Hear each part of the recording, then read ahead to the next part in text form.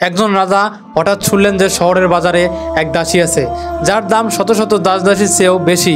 এই কথা শুনেই রাজার মনে আগ্রহ জন্ম নিল, একজন দাসীর দাম এত বেশি হয় কিভাবে।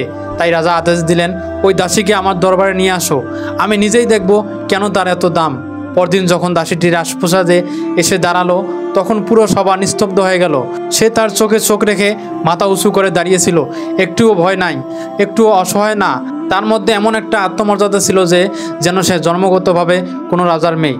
রাজা অবাক হয়ে জিজ্ঞেস করলেন, তোমার দাম এত বেশি কেন দাসী? দাসী শান্তভাবে উত্তর দিল, কারণ আমি বুদ্ধির দিক দিয়ে অন্যদের থেকে অনেক আলাদা। রাজা হেসে বললেন, তোমার বুদ্ধির পরীক্ষা নিচ্ছি, একটা প্রশ্ন করব, যদি তুমি উত্তর দিতে পারো তবে তুমি মুক্ত, আর না পারলে তোমার মৃত্যুদণ্ড। সবার নিঃশ্বাস বন্ধ হয়ে গেল।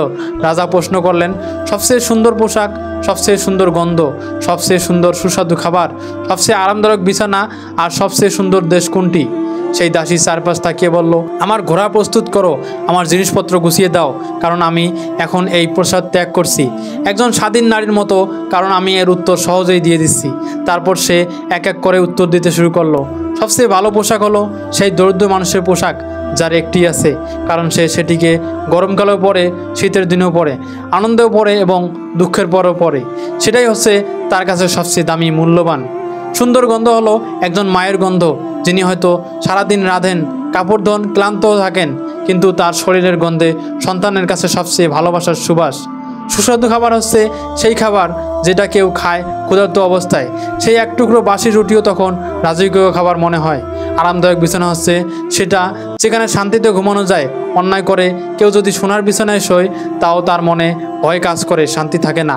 কিন্তু ন্যায়ের পথে থাকা মানুষ ঘাসের বিছানাতেও নিশ্চিন্তে ঘুমায়। এইগুলো প্রশ্নের উত্তর দিয়ে দাসী যখন দরজার দিকে এগিয়ে গেল, তখন রাজা ডেকে বললেন, তুমি এখনও আমার শেষ প্রশ্নের উত্তরটা দাওনি, সবচেয়ে সুন্দর দেশ কোনটি?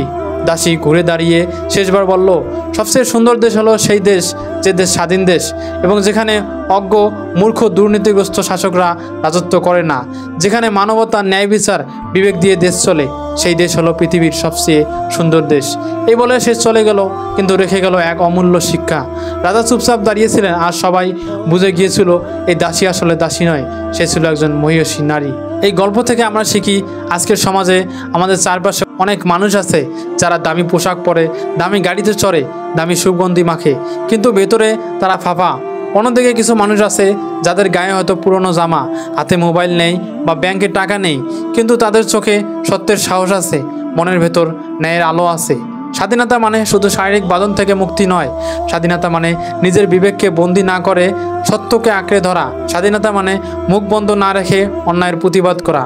আজকে যারা সত্য কথা বলে, অন্যায়ের বিরুদ্ধে দাঁড়ায়, তারাই আসল বীর, তারাই রাষ্ট্রনায়ক।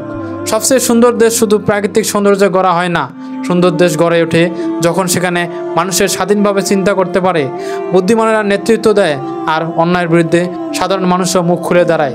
তাই নিজেকে প্রশ্ন করো, তোমার দামি পোশাক, কিন্তু তোমার বিবেক কত দামি? তোমার ঘর বড়, কিন্তু তোমার চিন্তা কত বড়? তুমি সত্য বলো নাকি ভয় পেয়ে চুপ থাকো?